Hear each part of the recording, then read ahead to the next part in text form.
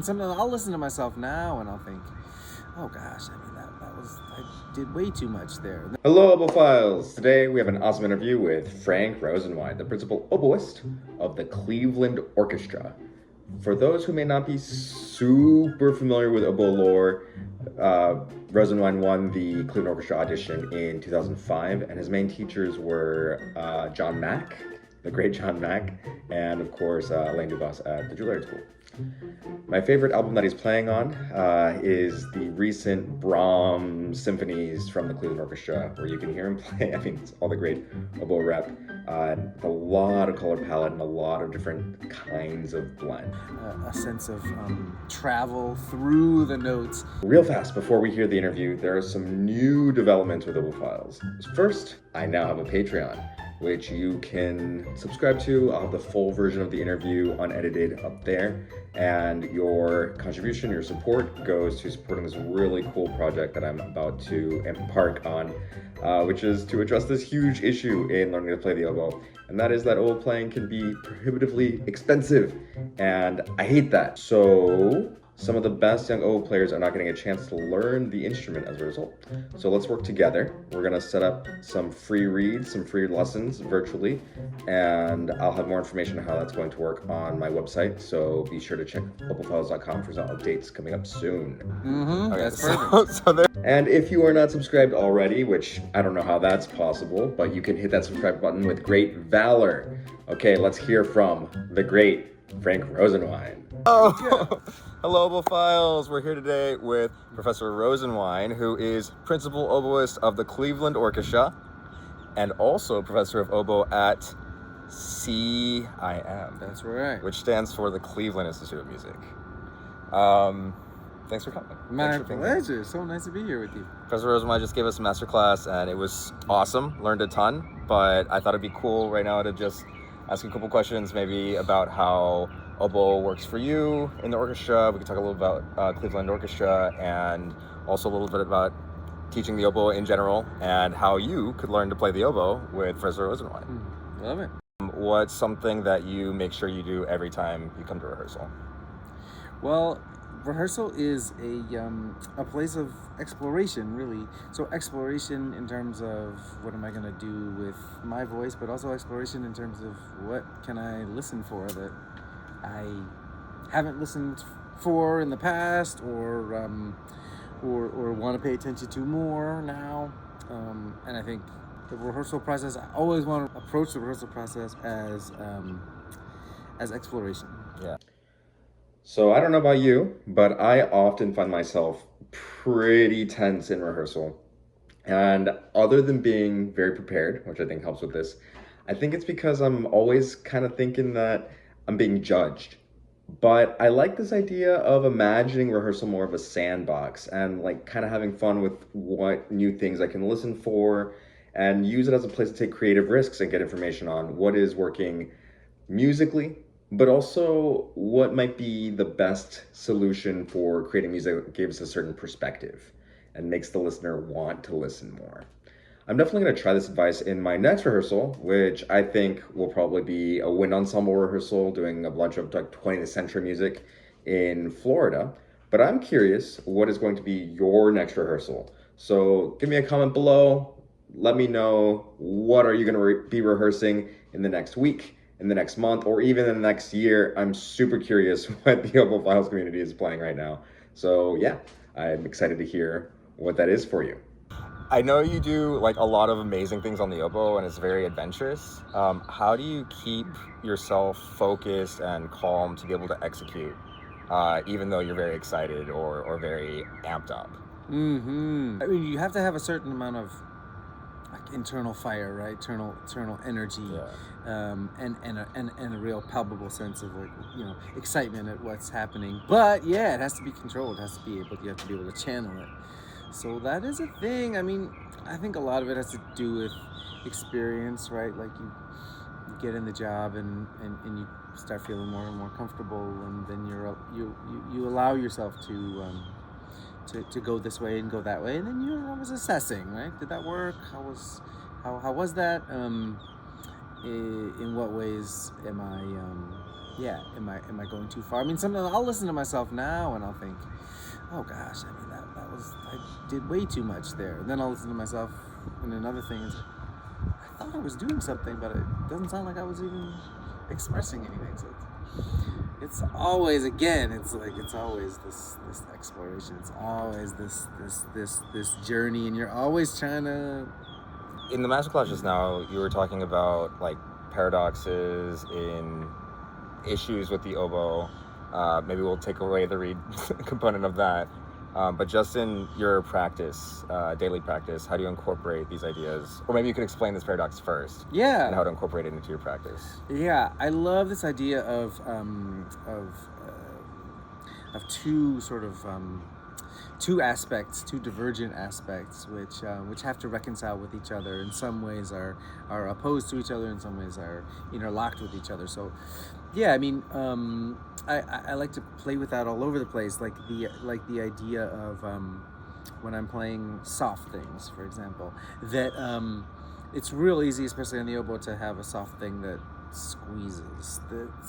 That it's soft, sure, but it's devoid of the buoyancy and vibration that we're looking for. That, in a way, the inner life, we squeeze the inner life out of it in order to get the dynamic.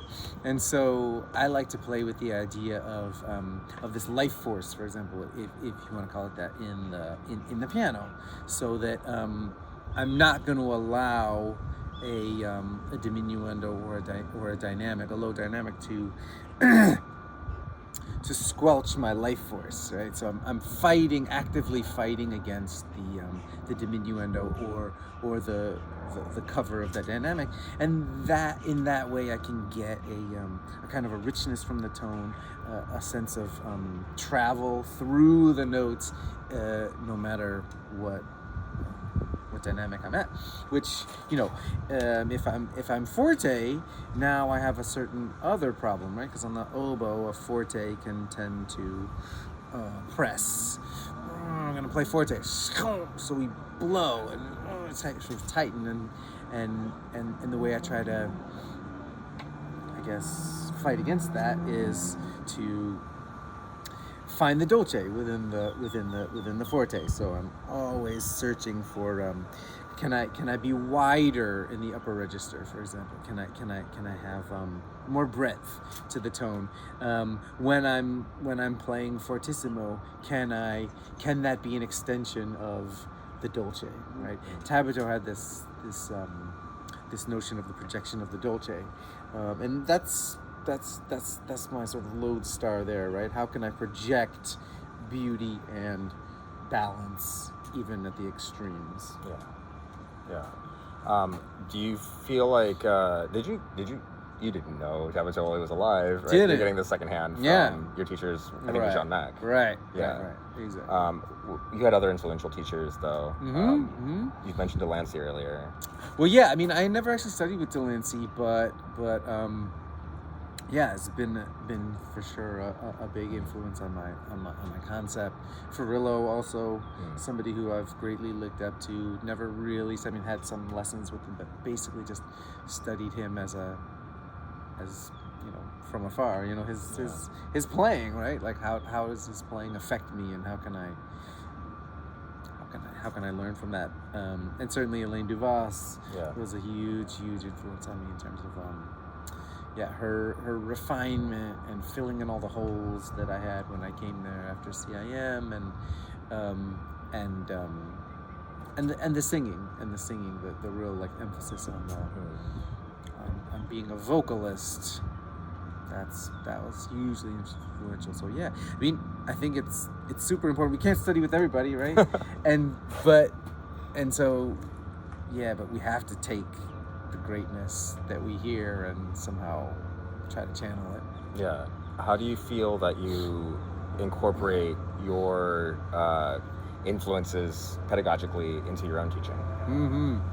Oh man, I mean, I try to have it be sort of an extension of me, so that I'm not regurgitating in certain ways what people have told me, but that I'm I'm passing it off through my own lens, and so I like to think that the best way for students to gain knowledge and insight is for not for them to like remember what I say necessarily, but to internalize in their own way what I'm trying to get across, and then have it be, as opposed to something that they've they've accepted and tried to adapt to. It's something that's innate in them, right? Yeah, awesome. So Professor Rosenwein teaches at CIM and is accepting new students in the fall, I assume. Yeah, okay. We've gone through every fall, every fall we. I didn't check, but yeah. So you can check out. I'll put a link in the description on the website. You have probably a page for information on how to audition. What is something that you look for in an Oboe student who is auditioning? Yeah, I mean we have undergrads who come to CIM. We have grad students, and then we have some post-grad students as well. So each phase is, you're looking for something slightly different, but I'd say overall you're looking for a voice. Someone who has something to say, something to pass on, and also something that where you feel like, yeah, this jives with how I conceive of music. Yeah. So auditioning for music school can be a uniquely stressful endeavor. I've done it like 5 times already, so I totally get it. I do agree with Professor Rosenwein that it's helpful to find your own voice and just be honest with who you are and where you're at, and you'll find the right place for yourself. To help you through the sea of decisions you need to make when you're going to music school, I've compiled a bunch of tips. One of those I'll link to the website, oboefiles.com, and you can find that link in the description. But there's a lot of other free resources on there that you might find helpful if you're going through this yourself. You might be also interested in doing some extracurriculars, either before you go to music school or during, that have nothing to do with music. And Professor Rosenwein has a very uniquely, shockingly interesting one, which let's hear about right now. Lots of different things, and aside from oboe, but one thing that I'm really into, don't ask me why, is mixed martial arts. So I this love is how you discipline your students, of course. Yeah, well, it's intimidating. I mean, it's like they have to practice, Or you'll triple or else, yeah. exactly. So I got into jiu-jitsu, and then I got into more of the striking arts, and it's been a really it's been a wonderful journey, actually. Sort of analogous. I was talking to you a little bit about that, like sort of analogous to the musical thing, in that there's so much that you have to learn that's sort of rote and has to be innate in you, that just has to be automatic. Kind of like playing an orchestra. You can't be thinking about, okay, how am I gonna start this note? Oh, I have to put my tongue on my reed, and then I got to... You're dead, right? You're dead. You can't think. You just have to do. So there's that aspect in martial arts, but there's also the spontaneity. There's also the sense that, like, it's totally free, that anything could happen at any time. So yeah, it's like analogous. It feels like these worlds are kind of they're sort of paired worlds. Yeah, it's kind of cool. I think everybody should have a hobby that, like, challenges them in the same way that music can. That's great. That's awesome. So is it okay if people reach out to you? Is it okay if people reach out to you? Yeah. Email absolutely. probably on the CIM website. Okay, that's perfect. So there's an email address on the CIM website where you could reach out to Professor Rosenwein if you have questions about auditioning or jiu-jitsu. And of course, if you are watching at this point of the video, you probably want to see more cool oboe education things. So do all the things below, smash the like button, and don't forget to play beautifully. Cool. Thanks so much for doing this with me. Yes.